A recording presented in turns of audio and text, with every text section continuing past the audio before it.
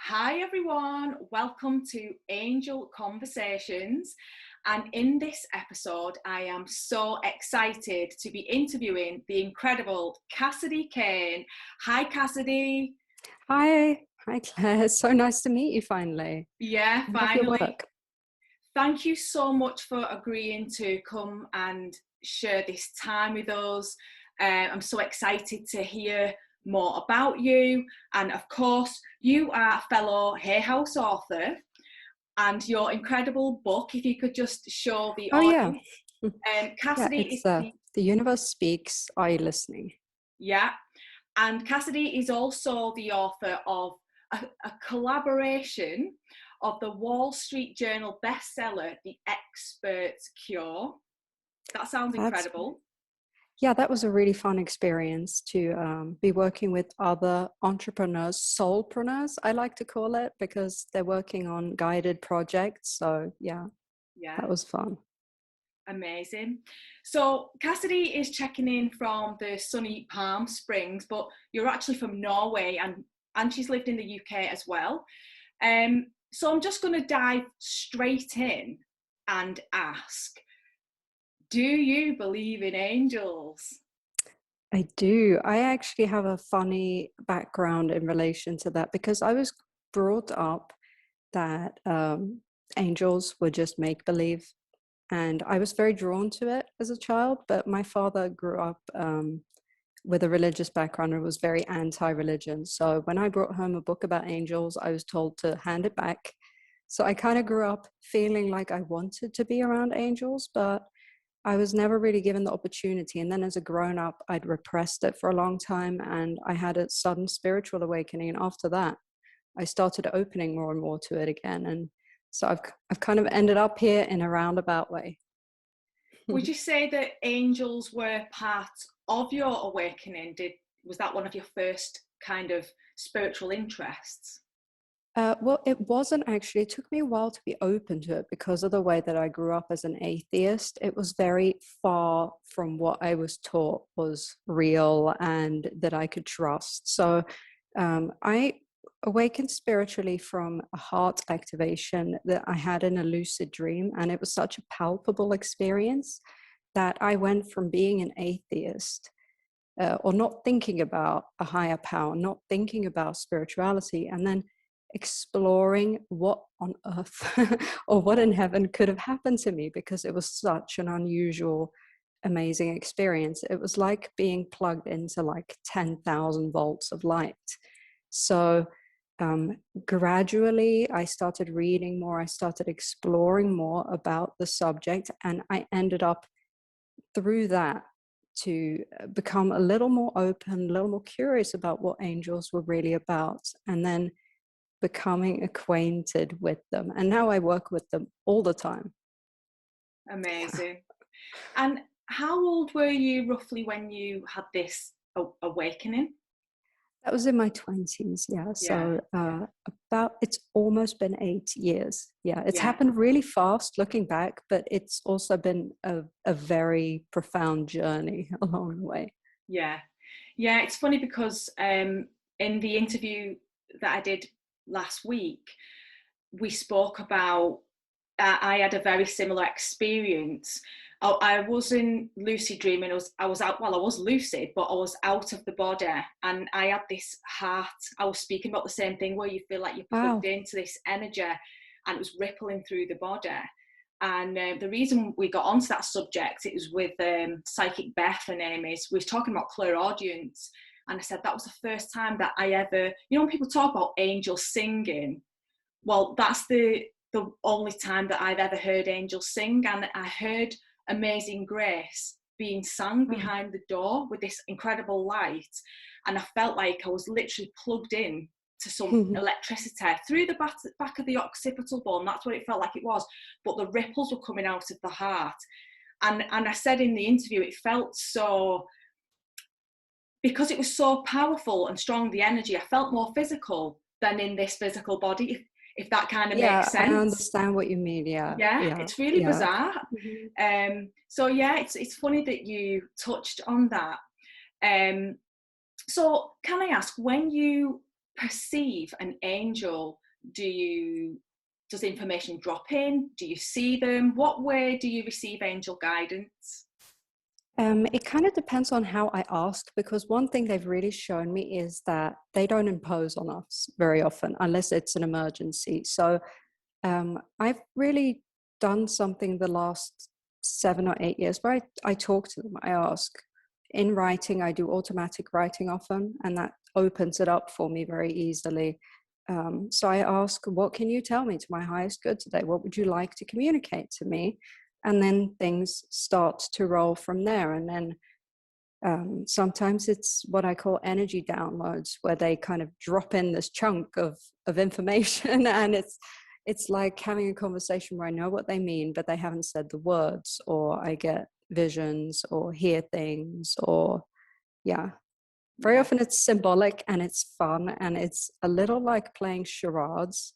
You know, they show you a symbol and you know what it means, and then they're like, okay, so a blue elephant means XYZ, and you interpret what they're communicating. So Yeah, yeah. Well, I sometimes get that with angels, especially when I'm kind of on the go and I just need a quick answer. Because I love the tarot so much, they might just flash a tarot card in my mind, so that like totally answers my question. But how you've just said you are always asking the angels, I always emphasize in my work as well that, you know, us people who communicate with angels, there's nothing special about us, and we briefly touched on this before we pressed the record button. It's just that we are open to it, we're aware of it, and we ask for it. And I am always admitting that I either the angels, I am always asking them, and I've always been asking them, and that's why I receive so much guidance from them, because I remember to ask for it. It's so important, isn't it? yeah, it really makes life so much more fun as well. I feel when you journey with them, and they help us see these perspectives that might be a little hard to reach in the human culture, and they can give us the guidance, as you say, that it really makes things a collaboration between us and the divine. And I really love that. It makes life really joyous. And even if there are challenges, it means that you get to learn something in a fun way from it. So Yeah. And also you get the reminder that there is something to learn, because, you know, when we're going through challenges, when life's difficult, we can, you know, human nature can feel alone and burdened with things. But when you remember that there are angels and guides rooting for you, it just uplifts you all the more. And I think it helps you to have that trust in the universe, that even though we don't know the full picture, that something is occurring for our highest good, whether that's some kind of lesson unfolding. It helps you to have that trust, doesn't it, and faith. yeah, it really does. They've really personally helped me feel that I'm here for a reason, and to be more confident in my gifts and abilities and skills, and to see the path forward when maybe as a human being things can look impossible, they can look out of reach, and they do push me sometimes. Like I might be uncomfortable with something, and they go, yeah, but that's what you will do to get to where you are saying to us that you want to go. Like that's our answer. Yeah, So I think that it can really help you grow as a person and to yeah, be more confident. yeah.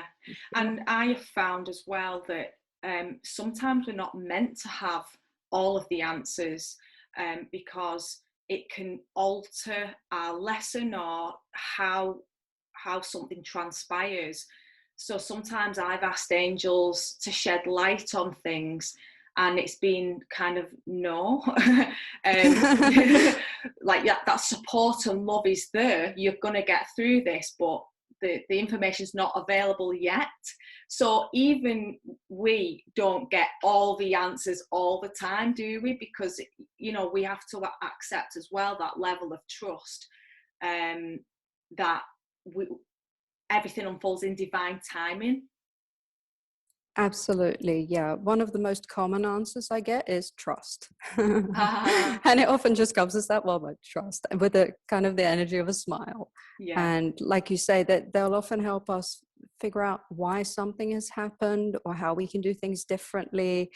I find that how and asking for help to do things differently, or asking for help to achieve something, will often give us a lot of help. But when we ask what will happen in the future, that's something they try and encourage us to create that future and to reach for the highest that we can, instead of pinpointing maybe something that we are looking for as, you will be famous, or you will be happy, or you will get married on XYZ date. That wouldn't be good for us to be focused on that.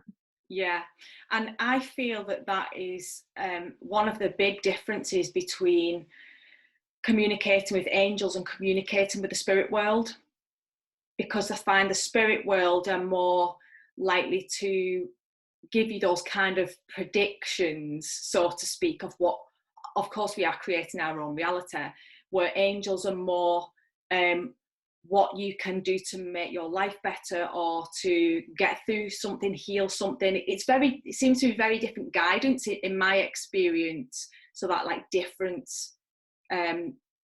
types of messages, because that's a question I get asked a lot as well, like, well, why is the spirit guides and why is the angels? And it's because just different kinds of information for different set of circumstances that we're going through at that time. Yeah, I would agree with that for sure. Also there's different aspects of our consciousness, and the questions we ask, I feel, kind of invite in a particular kind of spiritual presence that responds to us as well. When we reach into developing our understanding of existence, for example, there's one type of angel who is, I guess you could call it in human terms, the expert in that, who will show up then and start to guide us and start to journey with us. So I think that's really cool as well. And I heard at the start of my journey that you can ask for angels to journey with you. So I was doing that for a long time, and learning new things from that, and realizing that you can ask the angels to help you with your taxes, for example. And I really did. Archangel Michael saved me something like $10,000 a couple of years ago, because he found this expense deduction that I had missed. And Wow. I called the tax authorities and I asked them, is this real? Can I do this? And they said, yeah. So that was a very tangible example of the benefits of working with angels. So yeah. They can be very hands-on. Absolutely. So, like how you've just shared that experience with Archangel Michael, do you physically see angels, or do you imagine them in a way? Like, how do you sense Archangel Michael? That's kind of tricky. Sometimes I get this vision perception. I wouldn't say that it's like an image, but it's like if you had a grandmother and you knew what she looked like because you'd met her many times, and you knew what she looked like physically, and then you were remembering her. It's that kind of visual impression. It's not like I'm seeing him there. It's that I'm getting the impression that he's there, and I know his energy frequency by now. So I kind of recognize, like, if I hear a sentence from an angel, I can pretty much pinpoint which one it is. And I often ask, is this Gabriel, for example? And sometimes they help me to kind of get that right. And I've done that over the years, and I get to know their energies more and more. Yeah, that's really nice. A nice way to do it. And what just keeps popping into my head is because you mentioned that trust is one of the key words that you kept receiving in the beginning, and we're now talking about Archangel Michael, is that Archaea Faith, the divine feminine aspect of Michael, the Blu-ray angels, her name translates to trust in the goddess. So yeah, so the way that I perceive it, and I totally respect the way that everybody perceives things in their own way, but how I see it is Michael is that masculine aspect of the divine, and what some people call God. I know some people don't relate to that word either. So universe, creator, and then faith is that feminine aspect, the mother aspect. But yeah, I just wanted to mention faith because you said trust. So she's the trust in the goddess. And I feel that means trust in the divine feminine within yourself. That's how I then translate that name as well. That's very interesting, yeah, because I guess we are all made in the image of God, you could say, or that we are all the universe embodied. So to trust the creator within and to trust that feminine presence that you could say gives birth to new worlds, who creates your life. It's a really interesting thing. It's very deep to live life that way and to go into that, but you really become rock solid when you do those things, when you get to know those parts of yourself. I feel that I love that about working with the angels, that they're very gentle and they're very non-intrusive and they don't force anything on you, and yet they're very strong. So that's a really interesting energy to me. They're not trying to be strong, they just are. Yeah. I'm thinking it might be fun if you opened your book on a page to give the audience a bit of a message, because you can do that with your book. Do you want to tell us a little bit about it? Sure. Well, it's an oracle collection of 111 high vibrational oracle messages on love, healing, and existence, channeled from the universe. So that would be source, creator, God, whatever. I also like that people connect with the word that means the most to them, because it is about connecting. So some words disconnect and some words open up our connection. So it's meant to be, whether you want to use it for yourself or for a friend, it's a book that you can pick up and you can use it like an oracle deck or read it cover to cover. So it's meant to be a companion to uplift on your journey every day. So the message that comes up when I open is number 74. It's hurt people hurt people. If someone has hurt you, I want you to know something. They hurt you from a place of hurt inside themselves. The hurt they felt deep down was so strong it spilled over into their actions, hurting you too. Someone who hurts others is never happy. No one hurts someone else from a place of joy. It's an impossibility. Hurt always stems from hurt and fear. I hope and believe this can help you understand what might have happened to you from a different perspective. I hope it can help you heal a little more, to maybe even someday send peace and forgiveness to the person who hurt you, to remember that they were hurting too. XOXO, the universe. That's really beautiful. I hope that resonates with someone listening. It can be a tough lesson, that one, but it's worth spending time on, I feel. We feel freer when we do. Well, I also pulled a card before we went live, and it's from Karen Kay, Oracle of the Fairies. Nice. And the card says hidden depths, and it says on it, something hidden is about to come to light, perhaps a secret memory at the back of your mind. When we expose what's hidden, we can become free. And as you started reading, it kind of felt like it really resonated with the page that you opened, because to me that's visiting the shadow, when something comes up from our shadow, something unhealed, and it's painful to embrace it, but as soon as you do start embracing it, you start to understand it, and then you can forgive, move on, whatever you need to do. You become free by being exposed to it. So that really resonated with what you said. Yeah, that's kind of crazy that you picked that card, because they do fit so well together. I know that it's something happening astrologically with a lot of people right now. There's a lot of the unconscious shadows are being triggered for a lot of people, happens throughout our journey. I was just speaking to someone earlier about how if we run from ourselves, we run from our own fears and our shadows, we're always running and we can never fully be at peace with ourselves. So I do think that's another side of the angels, that sometimes people don't engage with as much. It's their encouragement for us to deal with our own shadows and our own baggage, so that we can then be free. And then we're more open to the happy guidance that they're waiting to bring, and the positive things they're wanting to guide us to. Absolutely. And just looking at this image as well, you can see like the waterfalls in the background and all the greens, and automatically that made me think of a cleansing of the heart, cleansing the emotions. How, you know, we can, like, the color green is healing, but the negative is of green is green with envy.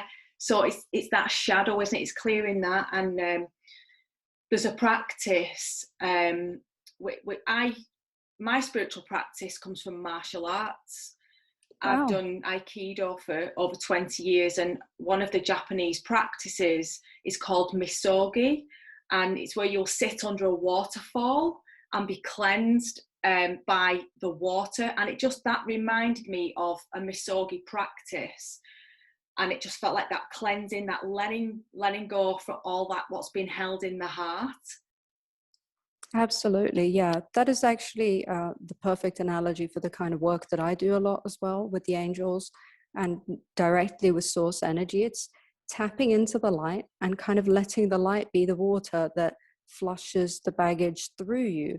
But one thing that I found interesting early on in my journey is that, as I'm sure happens to many people, I wondered, why can't the angels just take all of my pain away? Why can't they just remove all of the challenges and like take all the baggage now? Because I know they can. So why can't they do that? And Michael explained to me that they can, but that doesn't mean we can't pull it back.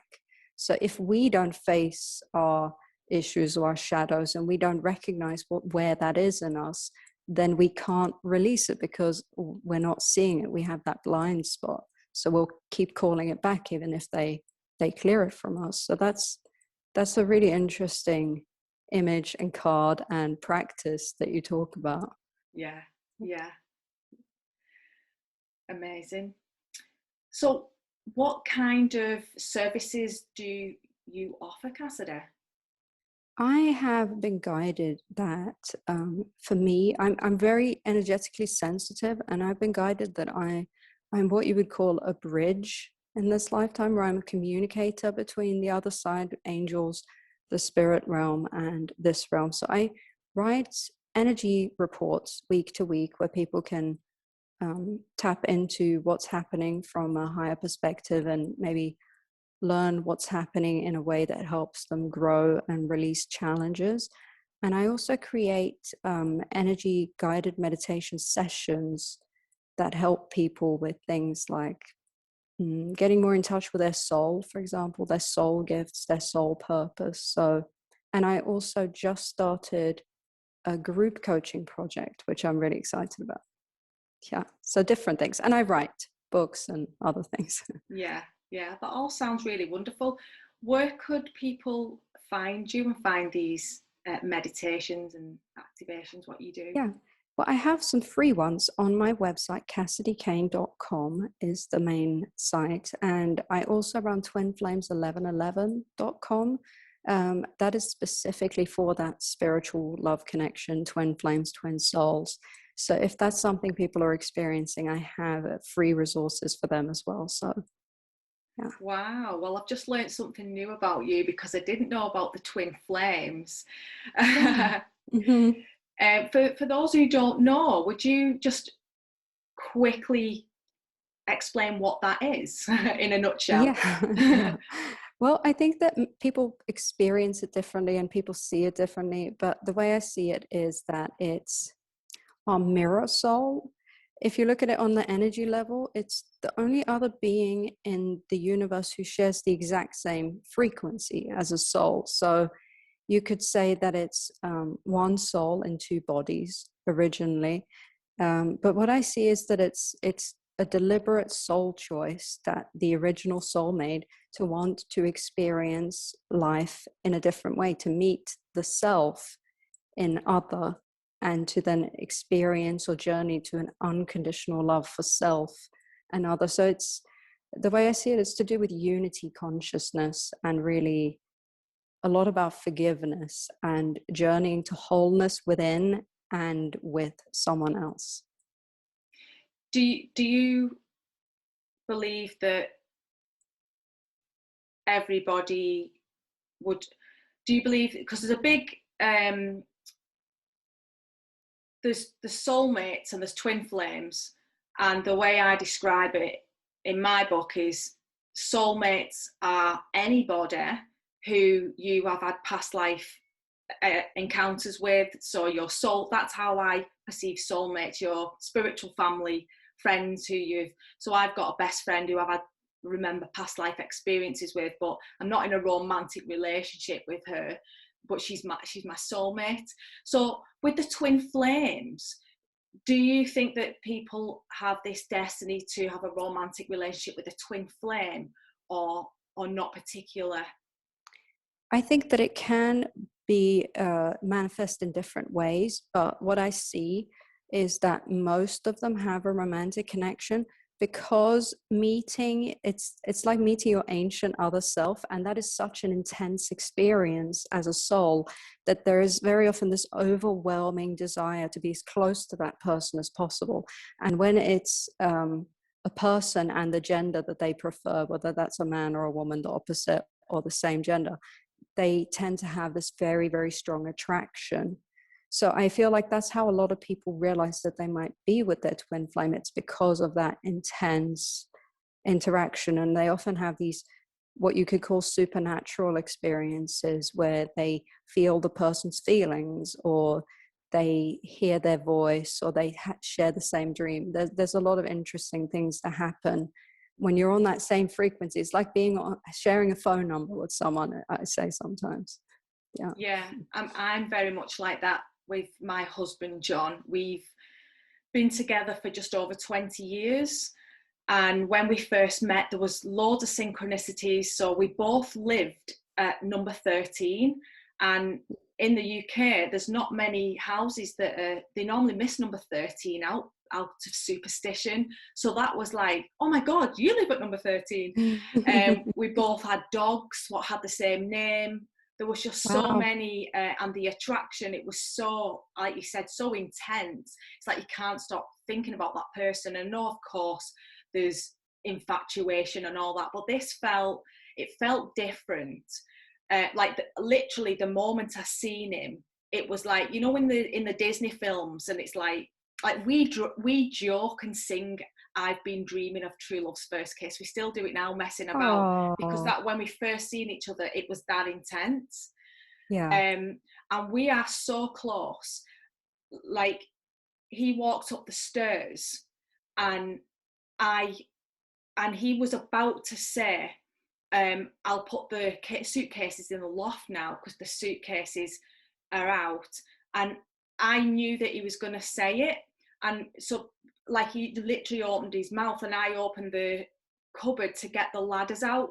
So we don't even need to speak. We know what each other is thinking. And it's not even just one of them where you think, oh, they're going to ring now. I was thinking of that person and they rang. Like, this is literally, we do not need to speak. It could be something from, 3 weeks ago, I might have said, let's take the children to Alton Towers for a day out, and then we might not speak about it for 3 weeks, and then he'll get the computer out, and then I'll to book it, and I'll say, oh yeah, book them tickets. It's and he really, knows what you're talking about. He knows. That's really cool. Yeah, we just start doing it as if we are physically speaking, but we're not. One of us might be speaking, and then it's like that sounds like you really are communicating telepathically and emotionally. You're just on the same wavelength. That's pretty cool. Yeah, it is really cool. But he always jokes because he thinks that it's just me that's psychic, but it's not. This is definitely a two-way thing. And he blames that's it really all cute. on me. Yeah, and he's telling all the guys in the gym, oh, you can't keep anything from my wife. She's psychic. He even says that I know things about him before he does. That's funny. Yeah. Yeah. It's definitely a secret power. But I love also how we were talking about before you started recording, how everyone has psychic gifts. It's just that we're not taught to use them. I'm sure, one of my favorite subjects to talk to people about, even friends, is that I think a lot of artists and authors and creative people throughout time, even business people who are very successful, that they are actually psychic and they're intuitives, and people just don't realize, like a songwriter who gets a song in their head, like Paul McCartney, who wakes up from a dream about a song, or a painter who suddenly sees a vision of what he wants to paint. Those are all psychic things. So I think it's actually a lot more normal to be psychic, and we just kind of justify it, or we don't really pay attention to it. Absolutely. Only maybe 2 weeks ago, I put a post on Instagram, and I know you've seen it, and it was about all the signs that I was receiving from my late mother. And I was seeing the peacock feathers everywhere. And before I mentioned this story to anybody, someone who is, you know, they don't think that they're psychic or anything at all, they got the urge to send me a photograph of a peacock feather. And that meant so much to me. And she sent me the photograph and she said, I don't know what this means, but I just felt like sending you this photograph of this feather. And I was like, well, that is like incredible, because you've just affirmed that, you know, my mum has been giving me all these signs. So I totally agree that everyone can do this on some level. It's so natural that it can go unnoticed. I agree with that completely. Yeah. I think also for some people it can be latent, like it hasn't fully activated yet. And if you practice a little bit, then it kind of wakes up. Yeah. Like if you hadn't ridden a bicycle for 20 years, you still know how to do it. You just have to refresh your memory a little. Like I never used to be psychic when I was growing up. I would never have said I had spiritual gifts until I had that awakening experience. And then I took a psychic development course, and the teacher was very surprised at how quickly I was learning. So obviously that there was something there that my soul knew, that there was something latent that was activating. Yeah, I also find that as well, because I teach, one of my courses is angel communication, and people come with no confidence thinking, I can't do it, but I love angels and I want to do it. And they're always totally surprised. At the end of the day, everyone's always dead happy. And they're like, oh, I've done it. Yeah, and even then they kind of don't fully believe it. So then I say, right, well, ask your angel to bring that back in the physical world in the next week, and look out for the signs. And again, it always gets confirmed. The angels will always do that.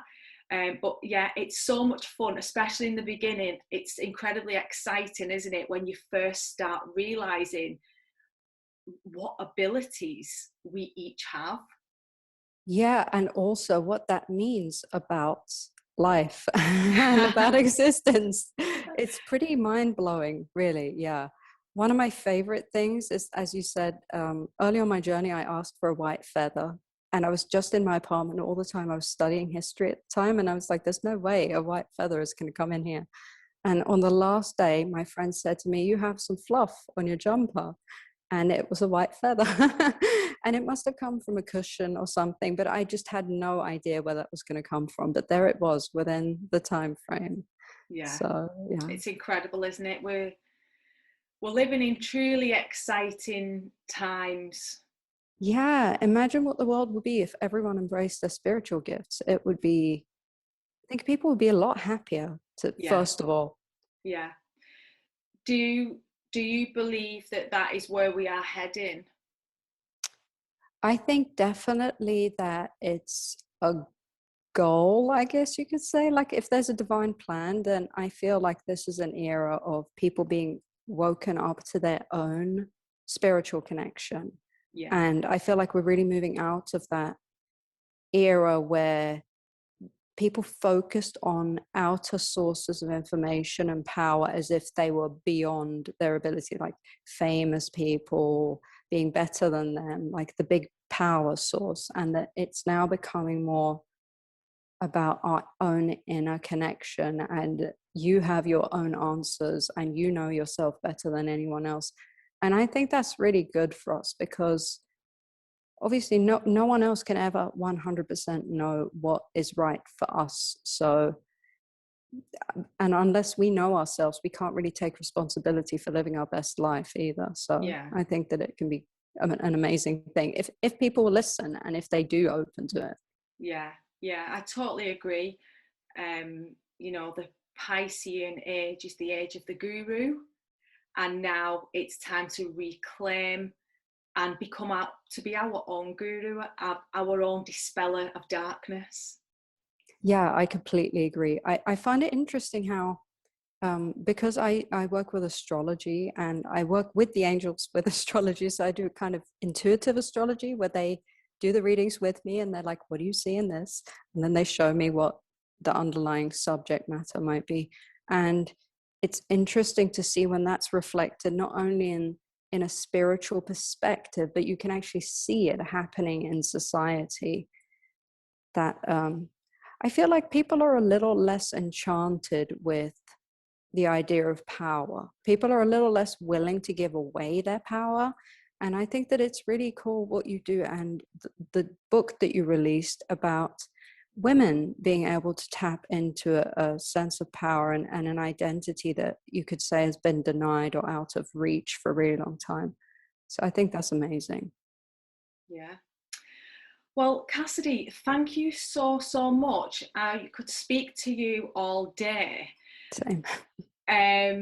I'd love to get you back here again in the future sometime if you become available. I'm going to add all of your links so all the viewers can find your website, your Instagram and everything. But thank you so much for joining us on Angel Conversations. Thank you so much, Claire. It was a real pleasure. Thank you. Bye, everyone. Bye.